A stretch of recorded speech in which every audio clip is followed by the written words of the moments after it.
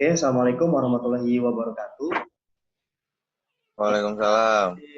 Waalaikumsalam warahmatullahi.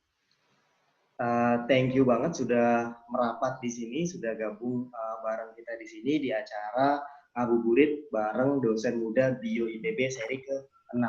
Ya, sore hari ini saya Jeffrey Prianto dari Divisi Mikrobiologi, Departemen Biologi akan memoderasi ngabuburit kita sore hari ini. Sebetulnya tidak terlalu formal ya, kita santai saja. Yang penting bisa sharing apa yang ingin kita dapatkan, begitu bisa menambah wawasan kita bersama juga. Sore hari ini kurang lebih selama 1 jam ke depan ya, sampai pukul 17.00 waktu Indonesia bagian Barat, saya dan juga pembicara kita yang luar biasa akan menemani rekan-rekan sekalian. Dan ada beberapa sesi hari ini. Yang pertama nanti akan ada sesi penyampaian materi ringan tapi semoga bermanfaat. Lalu kemudian juga nanti akan dilanjutkan sesi tanya jawab. Begitu. Untuk sesi tanya jawab supaya lebih seru ya, teman-teman di sini bisa langsung bertanya via live video begitu ya.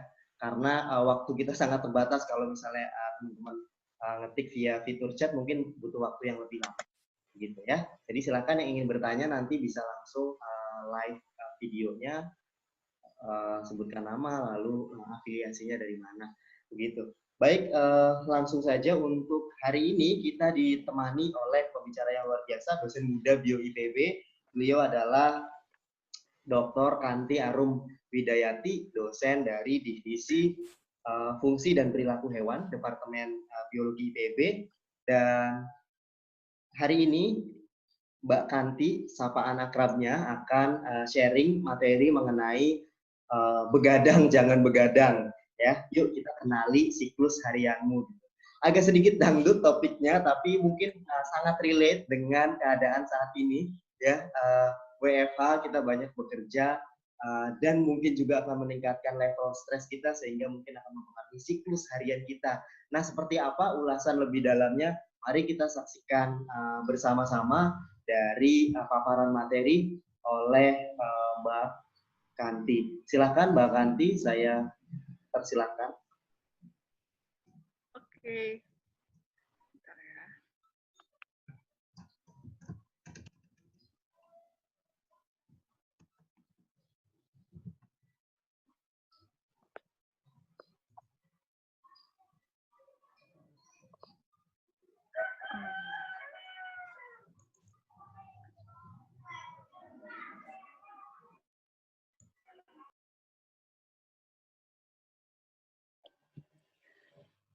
Selamat sore, terima kasih sudah meluangkan waktunya untuk bersama-sama kita sharing tentang siklus harian.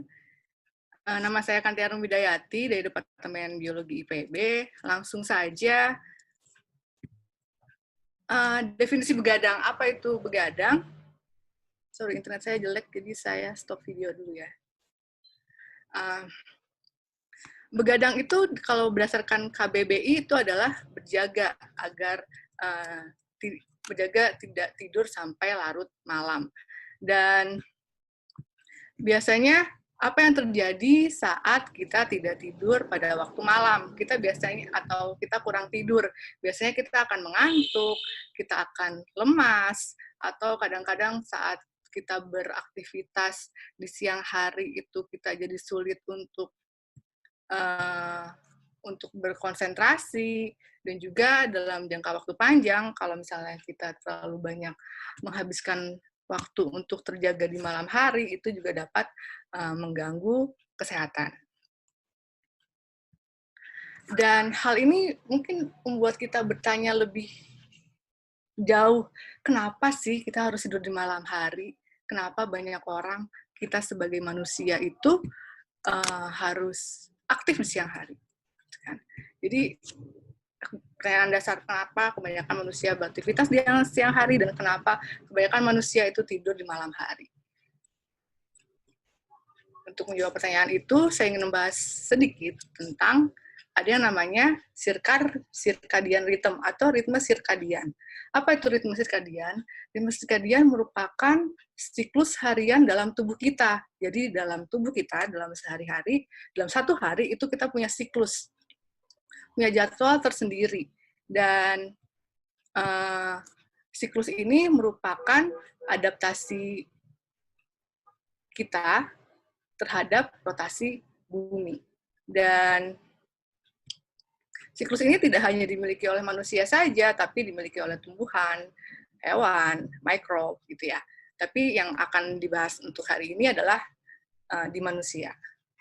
Adanya siklus harian ini memungkinkan kita untuk memiliki fluktuasi baik secara fisik ataupun mental. Mungkin kita suka merasa kalau di pagi hari itu, fisik saya merasa saya sangat segar, fisik saya kuat, gitu kan, energi melimpah.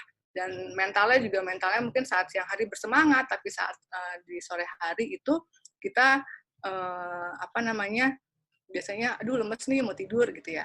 Nah, adanya perubahan fisik dan mental dalam tubuh kita itu terlihat dari perubahan tingkah laku yang kita lakukan sepanjang hari. Jadi kan kalau pagi semangat, kalau siang ke sore agak-agak lemah gitu kan saat tidak puasa, dan saat malam hari itu kita akan bersiap-siap untuk istirahat.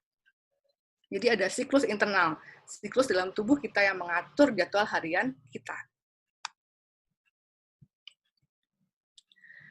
Ini contohnya, jadi ini contohnya di mamalia jam sirkadiannya. Misalnya kita itu kalau mengukur suhu itu suhu tubuh itu peaknya atau puncaknya akan ada di sekitar jam 7 PM, atau blood pressure juga tekanan darah paling tinggi ada di sekitar jam 7 malam. Selain itu juga misalnya tingkat kewaspadaan di sini misalnya tingkat kewaspadaan itu kita biasanya paling waspada kira-kira pada pukul 10 pagi, dan juga ada beberapa yang terkait dengan sekresi hormon. Jadi hal-hal seperti ini ternyata sudah diatur oleh tubuh kita, oleh ritme sirkadian kita. Dan siapa yang mengatur circadian rhythm ini? Yang mengatur ada yang namanya master clock di otak. Master clock itu namanya siapa? Master clock itu namanya adalah suprachiasmatic nucleus atau SCN. Dan SCN ini adanya di bagian otak, dan dia itu menerima informasi dari mata. Contohnya seperti ini. Jadi mungkin ini sedikit gambarannya. Ada otaknya manusia, terus ada cahaya itu, keberadaan cahaya akan mempengaruhi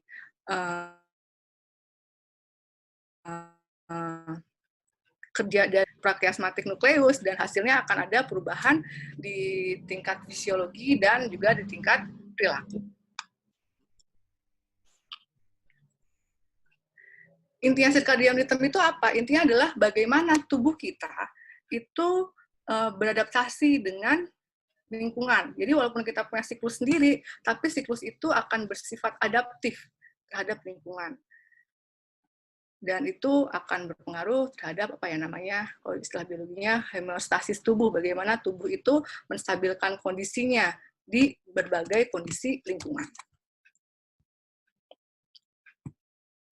Nah, circadian rhythm ini seperti yang saya sebutkan di slide sebelumnya, itu berespon terhadap keberadaan cahaya di lingkungan sekitar kita, dan adanya circadian rhythm ini mengatur siklus bangun tidur kita, mengatur pelepasan hormon, mengatur bagaimana kita mencerna makanan, dan mengatur bagaimana suhu tubuh kita. Dan apa yang terjadi kalau ritme ini, siklus ini itu terganggu? Jadi yang biasanya reguler, jadi kita punya waktu 24 jam, jam sekian sudah harus tidur misalnya, terus karena sesuatu hal sering menjadi terganggu, nah saat circadian rhythm-nya itu menjadi irregular ritmenya, itu bisa mengganggu kesehatan. Apa saja yang bisa diganggu oleh regular rhythm circadian rhythm ini? Salah satunya misalnya sleep disorder atau kesulitan saat tidur, atau juga obesitas, atau diabetes, Ada beberapa penelitian yang menunjukkan hubungannya dengan cancer. Agak ngeri ya. Dan bagaimana cara hubungan antara tadi SCN bagian otak kita dengan circadian rhythm dan tidur. Caranya adalah SCN ini mengontrol hormon. Nama hormonnya adalah melatonin. Saat cahaya banyak, maka SCN ini, bagian dari otak ini, dia tidak akan memproduksi melatonin. Gitu. Tapi kalau misalnya cahaya di lingkungan kita sedikit, maka melatonin itu akan lebih banyak diproduksi. Apa akibatnya? Saat melatonin itu lebih banyak diproduksi, maka kita akan mengantuk. Akibatnya apa saat mengantuk? Tentu kita akan tidur. Dan ternyata lingkungan itu dapat merubah siklus tidur dengan merubah sedikit circadian rhythm. Misalnya di sini di slide ada dua kondisi. Ada rural environment. Rural environment itu misalnya di daerah yang sangat alami gitu kan, tidak ada cahaya buatan. Cahaya buatan di sini contohnya misalnya lampu gitu ya lampu, hal-hal atau cahaya yang dibuat manusia gitu. Jadi saat kita dalam keadaan rural environment, saat cahayanya cerah di siang hari, terus tidak ada cahaya buatan malam hari, maka kita sebagai manusia itu biasanya akan tidur sebelum tengah malam. Dan kapan kita akan berakhir tidur? Kita akan berakhir tidur saat matahari mulai terbit. Jadi saat ada semburat-semburat cahaya, maka saat itulah kita akan bangun. Nah, sebaliknya, bagaimana kalau kita kebanyakan di sini, tentu saja karena kita di sini pakai Zoom ya, pakai internet, jadi artinya adalah kita masuk ke dalam industrial society, dalam kondisi modern seperti sekarang, maka kondisi sekarang itu lingkungannya apabila kita hidup di cahaya yang tidak begitu cerah di siang hari, dan pada malam hari itu juga terhadap kita pasti, terpapar atau terkena oleh cahaya buatan, baik dari cellphone maupun dari lampu atau dari TV gitu. Ternyata itu akan merubah siklus kita yang tadinya harusnya tidurnya itu sebelum tengah malam sampai berakhir saat matahari mulai terbit, maka kita akan tidur menjadi shift atau bergeser sedikit dari harusnya tidurnya sebelum tengah malam, tapi ini tidurnya menjadi sekitar tengah malam. Dan tadinya bangunnya itu harusnya saat matahari mulai terbit, tapi dengan adanya cahaya artifisial, itu kita tidurnya jadi bangunnya setelah matahari terbit. Nah, jadi jelas sekali kalau misalnya lingkungan kita itu mempengaruhi siklus tidur kita. Dan ini ada sedikit model bagaimana hubungan antara, kalau di sini maksudnya circadian rhythm, siklus harian, terus tingkah laku, dan tidur. Panah-panah di sini menunjukkan bagaimana hubungan antara masing-masing ketiga bagian ini saling berinteraksi. Contohnya, tidur itu memang dipengaruhi oleh behavior, dan behavior juga atau tingkah laku juga bisa mempengaruhi circadian rhythm. Dan juga kalau misalnya behavior seperti apa yang bisa mempengaruhi hubungannya dengan tidur dan penyakit, misalnya kayak work seperti yang tadi Pak Jepri bilang, kalau misalnya ada work from home, kita biasanya kita tinggal di dalam rumah saja, tidak terkena matahari, sering terkena cahaya buatan, dan kadang kita suka lupa waktu. Jadi misalnya biasanya kalau hari kerja biasa jam 7 malam sudah tidak bekerja, sudah tidak di depan laptop, tapi mungkin karena work from home ini jadwal tidur kita jadi masih bisa bekerja nih, masih nggak capek kan, nggak commuting, nggak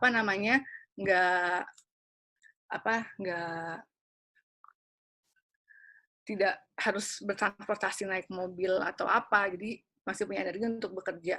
Nah, secara tidak sadar dengan adanya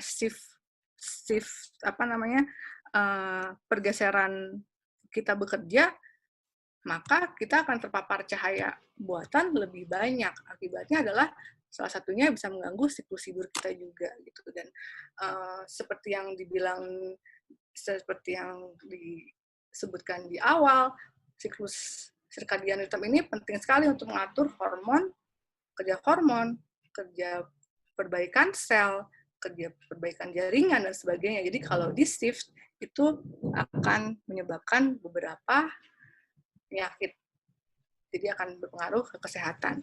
Sama, dan tidak hanya dengan work from home atau artificial light saja, seperti bagaimana kita bersosialisasi gitu. Misalnya, mungkin karena work from home, jadi kita biasanya biasa di rumah itu ngobrol sama mama sama papanya sampai jam 7 aja, tapi mungkin karena work from home jadi bisa berbicara ngobrol lebih lama, artinya ada lebih banyak interaksi sosial sampai malam, dan itu bisa menggeser behavior kita gitu. Jadi tingkah laku manusia yang ada di industrial society itu sangat bisa berpengaruh ke tingkah laku kita terutama, dan juga bisa berpengaruh ke pergeseran circadian rhythm kita, dan juga bisa berpengaruh ke bagaimana kita tidur, dan juga pada akhirnya bisa mempengaruhi kesehatan kita. Jadi, apa yang harus kita lakukan? Yang harus kita lakukan itu, ya pertama harus mengenali tubuh dulu, gitu. Biasanya kan kalau ada tekanan pekerjaan atau ada ada tugas atau ada apa, kita biasanya ya harus selesai tugasnya gitu, dan tubuh kita merasa capek, tapi karena mungkin kita diam saja, cuma duduk aja, kita akan berpikir cuma duduk aja nih, nggak kenapa-napa, tetap terus bekerja gitu. Itu artinya kita ignore, padahal sebenarnya badan kita atau punggung kita capek, tapi kita mikirnya cuma segitu doang, jadi kita tetap bekerja gitu. Itu artinya kita tidak begitu mengenali tubuh sendiri. Kalau kita mengenali tubuh sendiri, maka saat istirahat, saat tubuh capek, ya istirahat, gitu kan. Dan juga kenali lingkungan kita. Kita juga berusaha untuk mengenali lingkungan kita. Kalau misalnya kita susah tidur gitu, bisa mulai berpikir, apa yang membuat saya susah tidur? Biasanya kan kalau susah tidur, aduh, saya capek nih istirahat, leleh dulu sambil lihat Instagram. Atau leleh dulu deh sambil ngelihat drama Korea, gitu kan. Ternyata hal itu bisa mempengaruhi bisa mengaruhi siklus tidur kita, gitu. Jadi harusnya capek, tapi kan kita sering ya, gara-gara nonton nih, tahu-tahu udah jam 3, gitu kan, jam 3, terus udah lewat waktu tidur, jadinya malah nggak capek. Jadinya malah nggak tidur. Jadi selain kenal tubuh sendiri, juga harus kita mungkin bisa lebih untuk mengenali lingkungan, dan juga harus setelah mengenali diri sendiri dan setelah mengenali lingkungan, juga bisa mulai untuk mengatur pola hidup. Saya harus bagaimana nih, gitu kan. Kalau terus-terusan kurang tidur, pasti nggak bagus ya untuk badan. Jadi apa yang harus saya lakukan gitu. Dan masing-masing orang nanti akan menemukan polanya sendiri-sendiri. Misal ada orang yang tidur, kalau lihat HP ternyata saya nggak bisa tidur ya. Saya dan harus ngapain nih sebelum tidur gitu kan. Ada orang yang suka membaca atau merenung atau berpikir. Nah, itu keputusan masing-masing orang. Jadi setiap orang akan punya pola sendiri, dan setelah tahu pola tersebut, mungkin bisa berusaha konsisten dalam melakukan pola hidup seperti itu. Misal, kalau misalnya saya bekerja dari pukul 8 sampai pukul 4, maka saya harus bangun pagi, jam 6 misalnya. Kalau bisa konsisten jam 6 tiap pagi, bangun jam 6 tiap pagi, gitu, walaupun di hari libur misalnya. Dan juga tidur harus berusaha konsisten juga, agar tubuh kita ingat, dan agar circadian rhythm kita tidak begitu terganggu. Jadi tidur juga, pokoknya sekarang misalnya jam 10, saya harus berusaha di tempat tidur, nggak boleh kerja, nggak boleh lihat-lihat HP, pokoknya saya tidur. Awal-awal mungkin akan susah untuk orang yang biasa tidur dari jam 12 atau jam 1 gitu ya, tapi kalau kita terus-terusan melatih diri kita gitu, jadi nanti badan akan terbiasa, waktunya tidur, jadi kita akan punya siklus yang lebih konsisten, dan jadinya mungkin akan lebih baik untuk kesehatan kita. Begitu, saya rasa terima kasih untuk perhatiannya. Silahkan kalau ada yang ingin bertanya atau ada yang tidak jelas. Oke, silakan rekan-rekan di sini barangkali ada yang ingin bertanya, Mbak Kanti mungkin bisa stop share-nya terlebih dahulu. Oke. Nah, tadi kita sudah dengarkan bersama ya bahwa ternyata siklus harian atau siklus tidur kita itu sangat dipengaruhi oleh ada atau tidaknya cahaya, ya baik itu cahaya alami maupun juga cahaya artificial begitu ya Mbak ya. Nah, Ya, untuk rekan-rekan di sini yang ingin bertanya silakan Anda bisa bertanya via fitur chat atau via video live begitu. Tapi Mbak Kanti, sambil kita menunggu pertanyaan dari audiens, ada beberapa hal sebetulnya yang saya penasaran yang ingin ditanyakan gitu ya.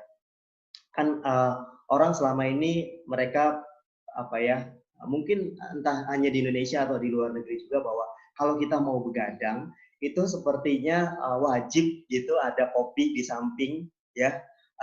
Lalu kemudian kita minum kopi lalu ternyata katanya kopi bisa membuat kita melek lebih lama gitu. Tapi nyatanya saya coba minum kopi itu nggak mempan juga gitu. Saya minum kopi yang ngantuk-ngantuk aja gitu. Sebetulnya apa sih yang mempengaruhi hal ini bisa responnya tuh bisa beda-beda gitu di setiap orang. baik.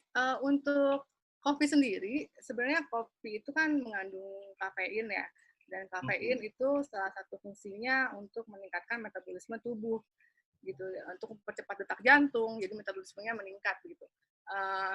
Dan apa namanya? Jadi untuk beberapa orang itu kafein itu bisa membuat orang menjadi terjaga. Jadi kenapa mungkin ada beberapa orang yang kalau mau begadang tuh siap-siap kopi di tangan gitu ya. Dan tapi ada beberapa orang yang, dan tergantung jenis kopinya juga. Kebanyakan kan kalau kopinya itu instan, itu selain kafein juga ada molekul-molekul lain yang mungkin bisa membuat detak jantung meningkat gitu. Jadi dan respon orang itu beda-beda. Misalnya saya tidak bisa minum kopi instan. Saya tidak bisa minum teh instan. Karena kalau nggak salah ada emulsion atau beberapa hal yang membuat detak jantung saya tuh sangat berdetak sangat kencang, dan itu tidak hanya terjadi dalam 1-2 jam, tapi bisa 1 malam. Jadi saya tidak mengkonsumsi kafein. Dan itu kayaknya tergantung fisiologi masing-masing orang sih untuk respon bedanya atau tidak. Oke. Mbak Kanti mungkin bisa share videonya supaya Oh ya, supaya yang sorry. tanya terobati. Mungkin ada beberapa alumni Bio IPB yang sudah lama tidak ketemu dengan Mbak Kanti ya. Ini ada kesempatan bertemu dengan Mbak Kanti.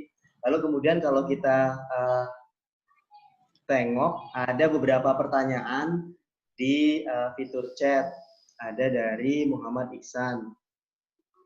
Mbak Nabila Ara mau nanya tuh Mbak, kalau tidur dalam sehari itu hanya 15 menit, itu apakah bagus atau tidak? Sebetulnya anjuran tidur yang normal tuh sehari berapa lama sih, Mbak? Kalau untuk sebenarnya untuk ternyata jelek. Sebenarnya untuk kualitas tidur itu kalau pakai basicnya adalah PSQI, ada namanya Pittsburgh Sleep Quality Index kalau tidak salah, itu kuantitas tidur saja, jumlah jam saja itu tidak bisa menjadi patokan. Jadi selain penting kualitas jamnya, misalnya jam 8, misalnya 8 jam, terus dan tidak berhenti tidurnya. Kadang-kadang kan kita ada yang tidurnya dicicil ya. Jadi misalnya, sekarang jam 3, tidur 3 jam dulu deh malam, nanti misalnya bangun lagi, terus nanti tidur siang 3 jam, terus kerja lagi, terus tidur lagi. Nah, kalau dia dari standarnya PSQI, hal itu tidak terlalu bagus.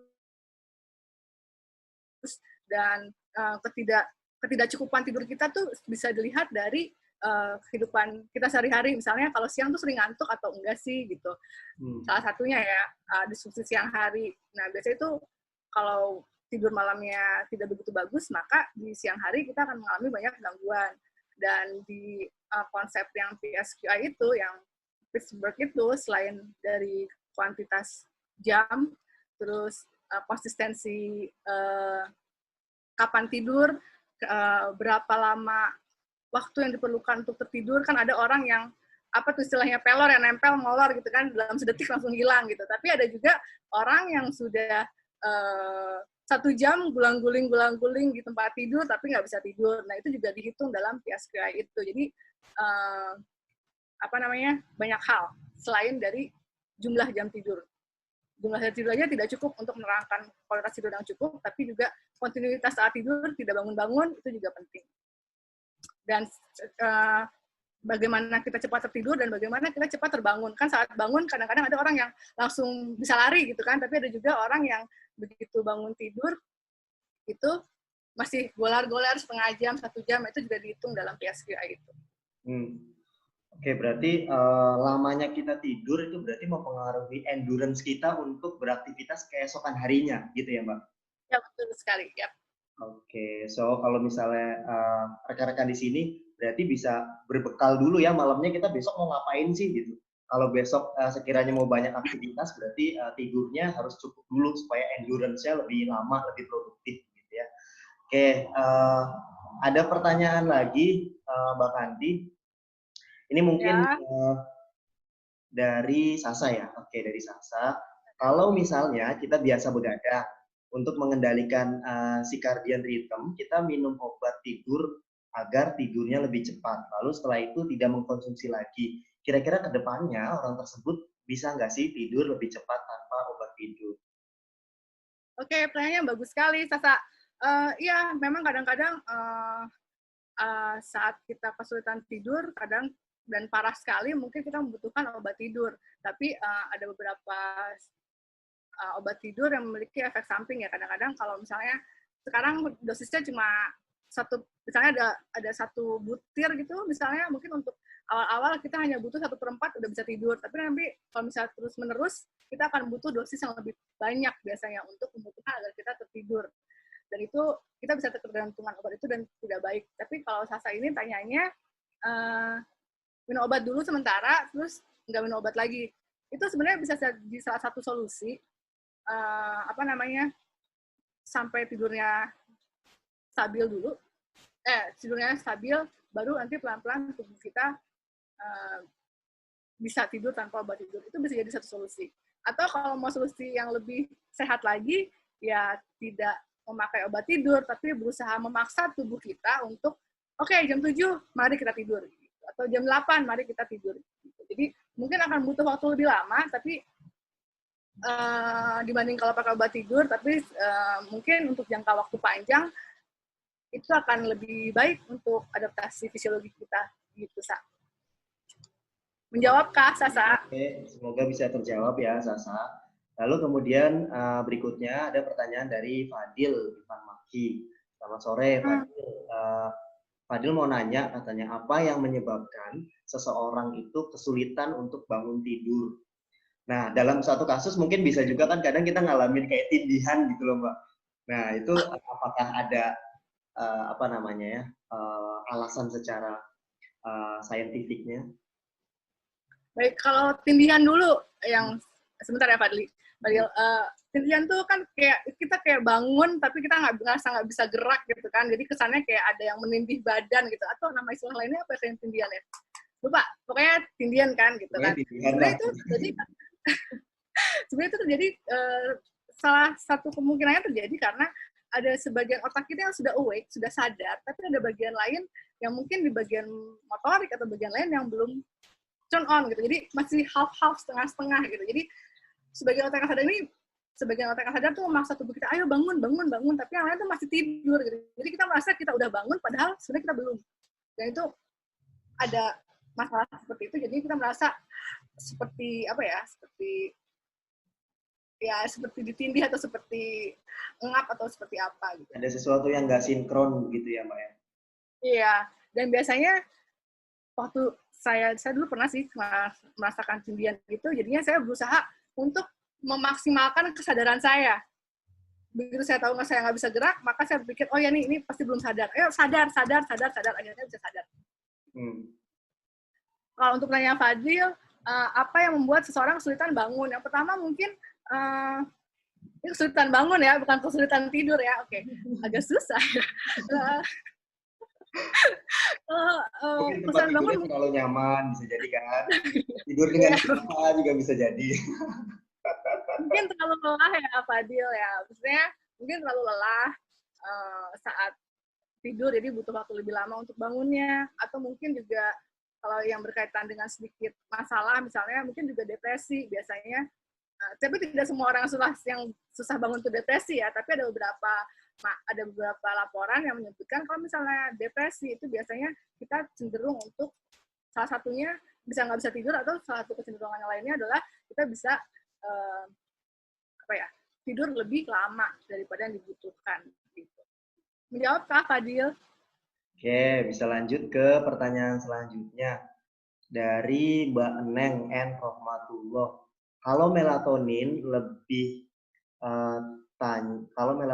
tanya dikeluarkan ketika minim cahaya. Jadi, matiin lampu ketika tidur itu apakah lebih bagus? Kalau dari teori itu, kalau dari jurnal-jurnal yang terkait dengan circadian rhythm ini, memang saat tidak ada cahaya itu akan lebih baik untuk merangsang keluarnya melatonin dalam tubuh. Jadi implikasinya iya, saat kita tidur mungkin akan lebih baik kalau lampunya itu dimatikan. Jadi tidak ada cahaya yang masuk ke mata kita, dan SCN itu jadi kalau tidak ada cahaya yang masuk, berarti SCN-nya bisa memproduksi hormon melatonin lebih banyak. Mungkin itu juga kali ya Mbak yang menyebabkan kita kalau kita nggak bisa tidur kalau lampunya nggak dimatiin gitu. Kan ada beberapa orang yang seperti itu. Ternyata kaitannya dengan tadi ya, melatonin itu ya. Oke. Selanjutnya ada pertanyaan dari Iksan. Sebenarnya apa saja yang mempengaruhi pola sistem tubuh seseorang? Contoh, ada orang yang bisa begadang, ada yang tidak. Dan apakah pola sistem tubuh bisa diubah? Bila bisa, butuh berapa lama usaha untuk merubah itu? Terima kasih. Baik, San, terima kasih pertanyaannya. Ada orang yang bisa begadang atau tidak? Sebenarnya bisa atau tidak begadang itu latihan juga, gitu kan? Membiasakan diri untuk bergadang atau tidak. Misalnya untuk orang, misalnya Pak Satpam kan tidak semua satpam bekerja di siang hari, ada satpam yang bekerja di malam hari. Jadi dia harus melatih diri untuk bergadang. Dan pada dasarnya adalah semua orang itu secara genetik itu memiliki circadian rhythm 24 jam dan bersifat diurnal. Dan mungkin ada beberapa variasi antara orang per orang. Misalnya ada orang yang tidurnya 1 jam lebih awal atau 1 jam lebih akhir, tapi kira-kira siklusnya itu sama. Dan dengan melatih diri untuk begadang, artinya kita melatih diri untuk merubah siklus kita gitu. Dan apakah pola sistem tubuh itu bisa diubah? Bisa.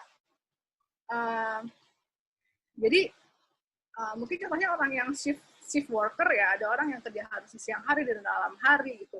Dan untuk di malam hari, saat dia harus bekerja di malam hari kan artinya dia harus membiasakan diri untuk bekerja sebalik dari yang normal biasanya gitu kan. Dan saat dia, dan kalau dari penjelasan di slide tadi itu secara jangka panjang hal itu bisa bisa mengganggu kesehatan. Tapi caranya gimana kan nggak bisa dong satpam request saya maunya kerja siang aja, itu kan agak susah ya. Dan mungkin salah satu caranya adalah ketika dia tidak dalam keadaan shift yang normal, saat dia berusaha kembali normal, itu berusaha secara konsisten mengatur gaya hidupnya, mengatur siklus hidupnya. Dan berapa lamanya itu akan tergantung dari orang itu sendiri. Misalnya kalau misalnya orang itu udah siklusnya berubah, tapi dia tetap tetap berinteraksi banyak dengan cahaya, maka dia melatoninnya akan kurang dan nggak berubah-berubah gitu. Satu cara mungkin bisa kayak berjemur atau hidup lebih natural, tidak tergantung sama cahaya buatan. Jadi kalau berapa lamanya akan tergantung individu dan tergantung apa yang dia lakukan sehari-hari. Gitu Isan. Oke, ada pertanyaan selanjutnya Mbak Kanti dari Mbak Tetri Widiani. ingin bertanya, mimpi itu apa sih? Kenapa kalau tidur kadang kita bermimpi gitu. Ini semoga mimpinya nggak spesifik mimpi tertentu ya. Mimpi kering misalnya. Mbak Tetri ini dosen UNS. Halo, selamat sore Mbak Tetri. Tadi juga Mbak Nunus itu dosen Unpad. Lah, jadi banyak ya pertemuan kita di Kita sini. ngabuburit bareng di Zoom. Ya, pertanyaan itu susah-susah. Gitu kan. Mimpi itu apa ya? Mimpi itu yang bisa saya jawab, salah satu fungsi mimpi adalah untuk memisahkan memori. Jadi saat kenapa tidur itu penting dan kenapa kalau misalnya kalau kita kurang tidur tuh suka tidak bisa berpikir lebih clear, itu karena saat tidur sebenarnya otak kita akan memilah-milah informasi, mana informasi yang akan disimpan, mana informasi yang tidak akan disimpan. Gitu. Jadi kan kalau kita tidur, kita kan nggak mungkin mengingat, oh kemarin pukul 9.01 yang saya lakukan adalah, kita kan nggak ingat sedetail itu. Kita hanya akan mengingat informasi yang penting saja dan tidak itu terjadi pemilihan informasi itu saat waktu tidur. Dan salah satu prosesnya mungkin melalui mimpi, tapi kadang di mimpi itu juga ada pikiran-pikiran yang kita bawa saat tidur tercermin di mimpi kita. Misalnya kita saat stressful gitu ya, aduh besok ujian, pasti kita somehow itu kadang-kadang ada mimpinya mimpi ujian gitu. Jadi itu salah satu proses dari bagaimana otak kita memilah memori. Hidung kadang bermimpi, kadang tidak. Ini pembahasannya bisa satu kuliah lagi, Mbak Tetri.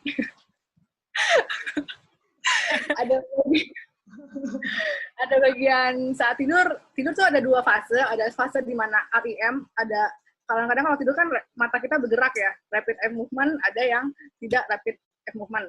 Dan saat rapid eye movement dan tidak rapid eye movement itu ada bagian otak yang berbeda yang berperan. Saya rasa segitu dulu Mbak Tetri ya, nanti saya baca lagi detailnya dan saya jelaskan lewat instastory saya. Oke, pertanyaannya luar biasa ya Mbak ya, sangat variatif dan ini mungkin ada sedikit selingan istilah lain dari tindihan, ada yang bilang erep-erep gitu, ada juga nah ini mungkin lebih sedikit scientific ya, sleep paralysis dari ikan, terus habis itu sekarang kita lanjut ke pertanyaan selanjutnya. Dari Mbak Nurul Fadini. Selamat sore Mbak Nurul Fadini. Pertanyaannya adalah, beresiko nggak sih kalau siklus tidur kita berantakan? Apakah itu dapat mengganggu mental kita?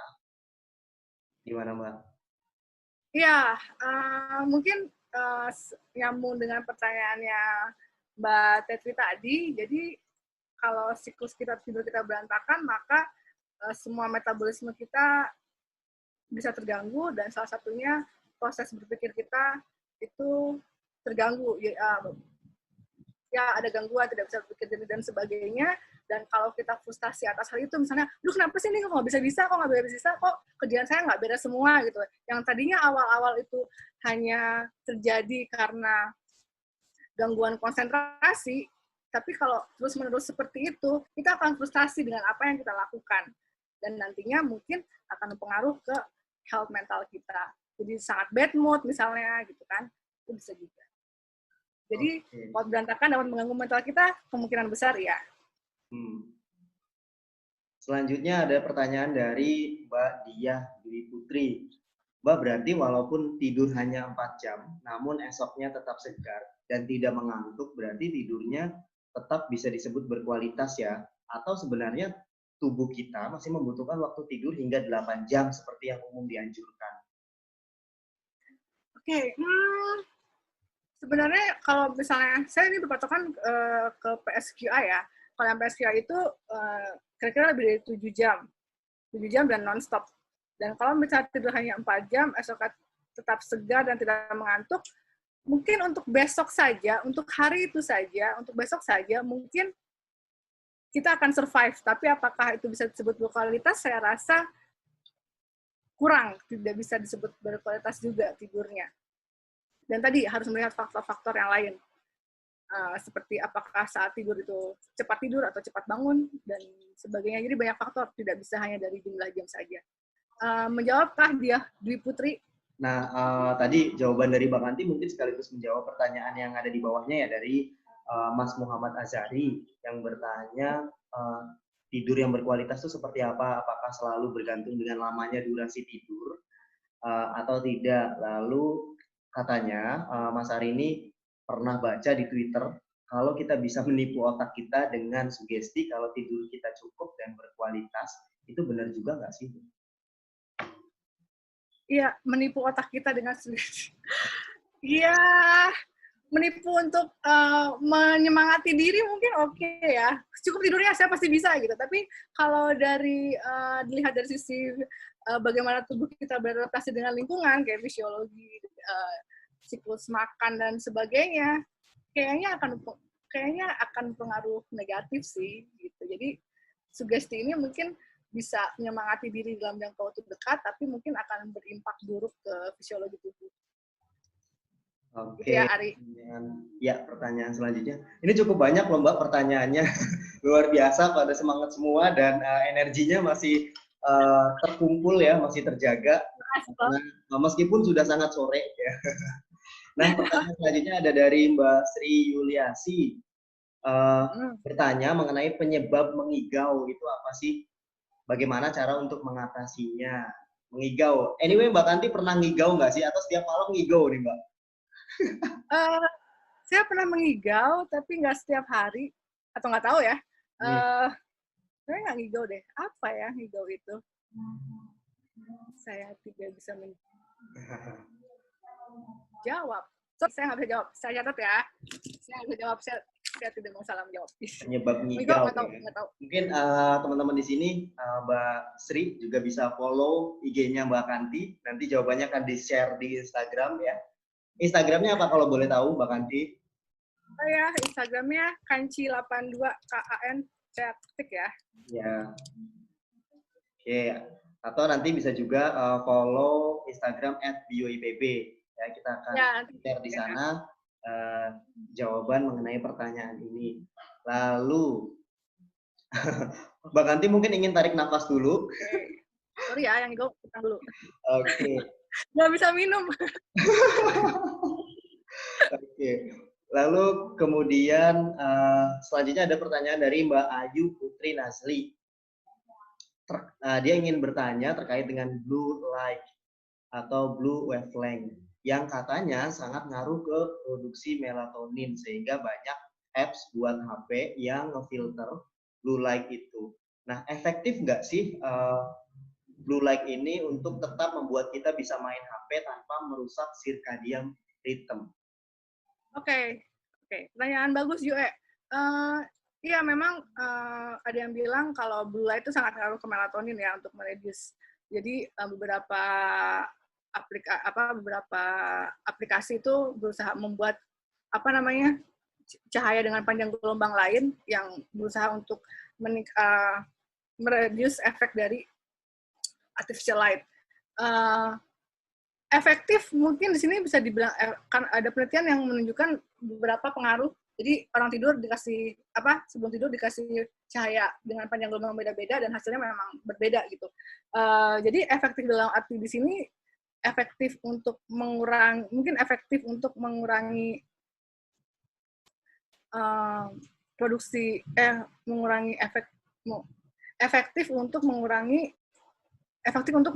produksi melatonin, tapi nggak bisa menghilangkan sama sekali efeknya.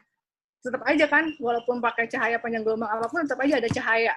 Dan sebaiknya kan saat tidur tidak ada cahaya. Gitu. Jadi, kalau menurut saya, ini menurut pendapat saya pribadi ya, kalau misalnya tetap main HP, walaupun pakai aplikasi apapun, tetap aja kita akan terpengaruh circadian rhythm-nya. Akan tetap terpengaruh circadian rhythm-nya. Mungkin tidak separah kalau pakai warna biru. Seperti itu, Yue. Menjawabkan pertanyaannya. Lalu kita lanjut ke pertanyaan selanjutnya. Ada dari Mbak Ria Murti. Mbak Kanti masih banyak KTP-nya ya, Mbak ya? Kayak unlimited ya? Unlimited sampai Isa ya? Anyway, ini masih ada 38 pesan-pesan yang baru loh. Nah, Mari kita. kita lihat dulu ya. Ada pertanyaan dari Mbak Riana Murti. Kalau anak punya kebiasaan tidur nanti menjelang tengah malam bangun, biasanya sampai pagi bangunnya. Nah, pagi pun kadang dia nggak tidur lagi. Terpaksa emak biasanya tidur ya kayak bentar-bentar gitu karena ketiduran aja. Gimana nih Mbak? Jadi pola tidur anaknya ternyata mempengaruhi pola tidur emaknya juga gitu. Ini anaknya umur berapa kalau boleh tahu, Riana? Kalau mungkin masih balita kali ya, kalau waktu tidurnya susah diatur seperti ini. Sebenarnya kalau misalnya untuk balita tuh sebenarnya sudah punya circadian rhythm seperti kita. Jadi akan saat bisa belajar, maka kita harus mengajarkan anak kita untuk punya circadian rhythm. Dan biasanya kan kalau mama-mama baru punya bayi gitu kan, bayi itu kalau nggak salah baru lahir kira-kira butuh waktu 3-4 bulan untuk menyesuaikan diri dengan circadian rhythm di luar kandungan ibunya kan. Dalam kandungan ibunya kan nggak gitu banyak cahaya, jadi circadian rhythm-nya belum sinkron sama lingkungan. Jadi makanya mama-mama muda itu biasanya suka susah tidur atau gimana karena anaknya tetap bangun di malam hari, itu karena anaknya belum terbiasa. Tapi kalau untuk balita kayaknya itu mungkin harus belajar sih.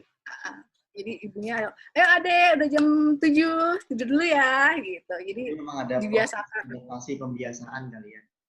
Iya. Tadi ada yang kelewat nih, ada siapa namanya? Ini namanya siapa ya? Salwaz. Kenapa kalau terus milih untuk tidur, moodnya lagi baik? Mungkin kalau saat kita dalam keadaan unmood tuh misalnya marah gitu atau apa, kita nggak bisa berpikir gitu kan. Kita tidak bisa berpikir, otak kita pikirannya ribet atau kacau gitu, jadi saat tidur otak memiliki saat tidur maka otak akan bekerja lebih, berusaha kayak resetting gitu, jadi saat bangun moodnya lebih baik gitu ya. Adam, Selanjutnya nih ada pertanyaan dari Mas Adam. Ini pertanyaannya sangat menarik Mbak Kanti. Iya. Ada 2 pertanyaan. Yang pertama, apakah usia manusia itu mempengaruhi waktu tidur seseorang? Lalu kemudian yang kedua adalah bagi pengusaha yang sering ke negara dengan beda waktu dalam waktu singkat gitu ya. Jadi waktu tidurnya berantakan, apa efeknya? Jadi traveling gitu misalnya ya, atau bekerja ke berbagai negara. Bagaimana Mbak Kanti? Baik, terima kasih Kak Adam, pertanyaannya bagus sekali. Usia mempengaruhi waktu tidur seseorang? Iya, ada penelitian yang bilang kalau misalnya semakin tua seseorang, itu setidaknya untuk circadian rhythm dia akan bergeser sedikit, berbeda dengan yang lebih muda. Jadi apakah ada pengaruh? Ada yang bilang iya ada pengaruh, bisa dari shift waktu tidurnya, dan juga kalau nggak salah ada juga yang report tentang jumlah waktu tidurnya, kalau nggak salah sedikit ya, gitu. Jawabannya ya. Pengaruhnya itu tidurnya menjadi lebih lama atau lebih pendek, Mbak? Maksudnya semakin kita bertambah usianya, itu tidurnya itu makin lama atau makin pendek? Kalau nggak salah yang saya baca itu lebih pendek tidur. Lebih pendek. Okay. Terus bagi pengusaha yang sering ke negara beda waktu, ya ini ngaruh sekali ya. Misalnya, hari ini masih di Indonesia, terus besok harus ke Jepang, terus besok lagi harus ke Inggris misalnya gitu. Ada times difference, ada perbedaan waktu atau waktu tidur berantakan. Waktu tidurnya jelas berantakan kalau misalnya negara yang dituju itu memiliki rentang waktu yang berbeda. Misalnya dari sini ke Inggris kan, misalnya kita Inggris tuh 6 jam lebih lambat ya gitu. Jadi kita di sini udah pagi, sana masih malam gitu saat kita ke sana. Jadi ada yang namanya jet lag mungkin ya. Saat jet lag itu apa? Jet lag tuh kadang kita suka bingung kan. Misalnya udah dari Indonesia, misalnya ke Jepang gitu. Terus beberapa hari nggak bisa tidur karena jet lag gitu. Kenapa jet lag? Karena tubuh kita tuh bingung. Jam tubuh saya itu masih jam tubuh Indonesia.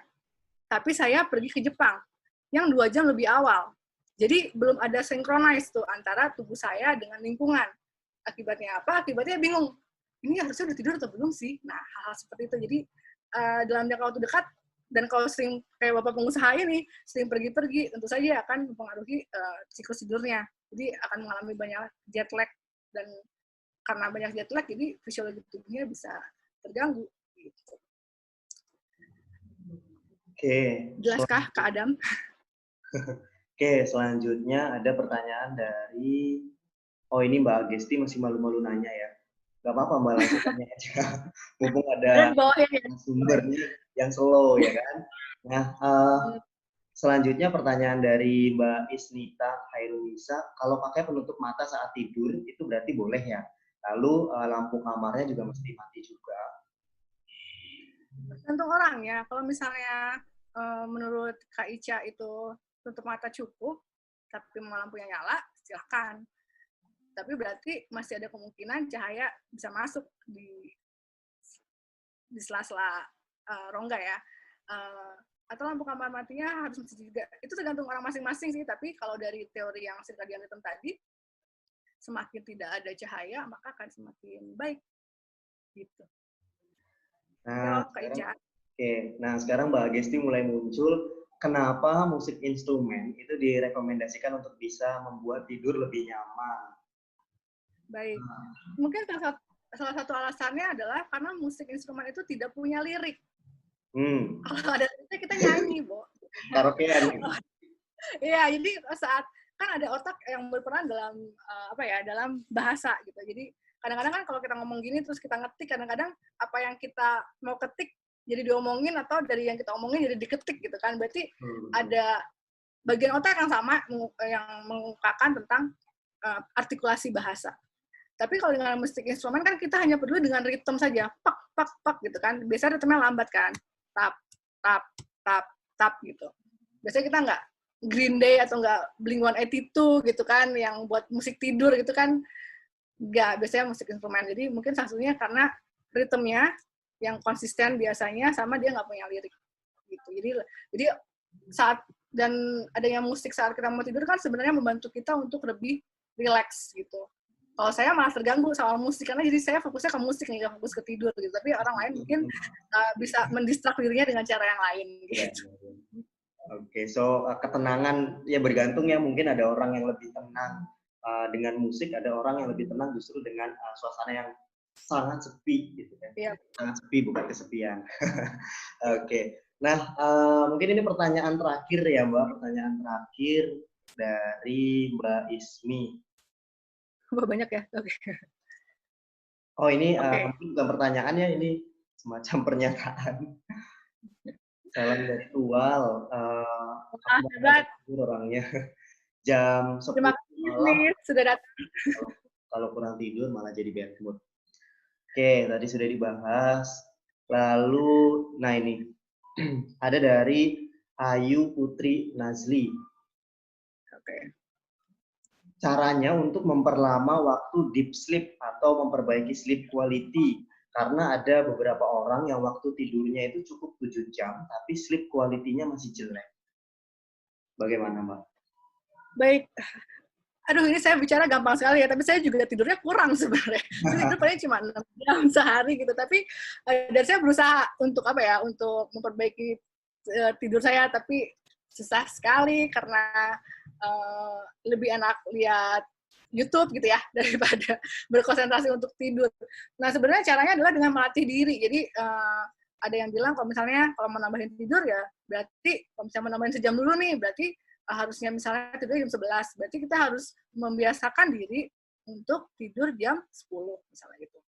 Nanti pelan-pelan setelah naik, dan harus konsisten terus tuh tiap hari, nggak cuma 3 hari, tapi mungkin latihannya harus sebulan atau 2 bulan gitu. Jadi nanti setelah misalnya mau tambah lagi tidurnya, jadi ya harus prepare one step before gitu. Jadi tubuh tuh harus harus diberikan latihan terus-menerus gitu untuk harus tidur jam segini, harus tidur jam segini, harus tidur jam segini. Mungkin sama halnya juga tidak hanya waktu untuk tidur, tapi waktu untuk bangun juga kali ya Mbak ya. Itu perlu kebiasaan gitu. Kayak misalnya kita kalau misalnya tidak di bulan Ramadan, itu kan kita terbiasa bangun mungkin waktu subuh atau bahkan ketika matahari sudah terbit gitu. Tapi ternyata di bulan Ramadan ini kita dipaksa untuk bangun lebih awal gitu ya. Jadi memang di awal-awal berat, tapi di lama-kelamaan ada waktu adaptasi untuk tubuh, ternyata bisa juga gitu kita mengikuti ritme itu. sama kali ya waktu. Benar. Iya, tapi nggak sengatuk sebelumnya. Iya. Anyway, meskipun sekarang lebaran sudah sebentar lagi, tapi waktu untuk bangun masih berat sih sejujurnya ya. Oke, Mbak Kanti, tidak terasa Mbak Kanti, kita sudah 1 jam ya, 2 menit lagi sudah pukul 5, tapi masih banyak 50 pertanyaan yang ada di sini. 50 pertanyaan dan sepertinya waktu kita tidak cukup. Anyway, Mbak Kanti, mungkin satu pesan singkat ya yang ingin disampaikan oleh Mbak Kanti. Saya berusaha untuk punya daily life, punya schedule yang rapih dan teratur untuk tidur. Jadi mungkin dalam waktu WFH ini kita bisa lebih rileks, lebih sibuk malah ya. Kalau ada waktu bisa berpikir apa yang bisa saya lakukan untuk memperbaiki siklus tidur saya dan memperhatikan lingkungan sekeliling. Setelah itu tadi berusaha untuk punya jadwal teratur, dan yang penting sih konsisten ya, karena sulit untuk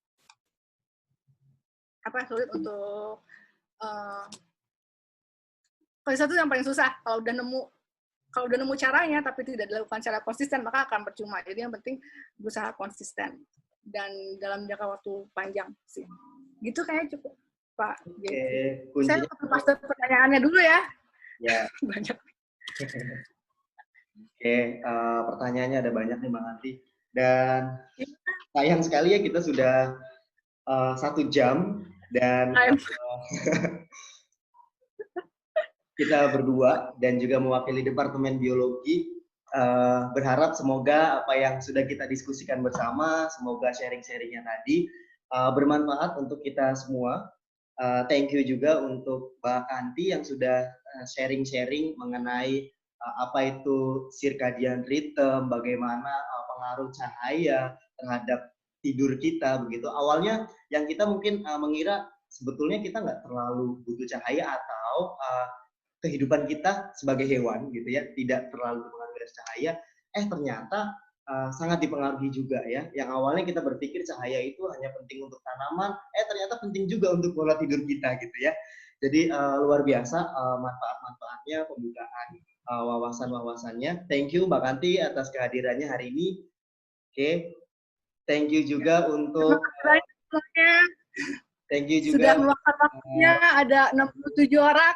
Padahal tadi kita berdua aja gimana nih? Terima kasih yang sudah menyempatkan untuk bergabung bersama. Jeffrey Agung Trianto mewakili departemen dan juga mewakili Komisi Informasi Departemen Biologi mengucapkan terima kasih. Mohon maaf apabila ada hal-hal yang kurang berkenan. Sampai ketemu di lain kesempatan. Wassalamualaikum warahmatullahi wabarakatuh.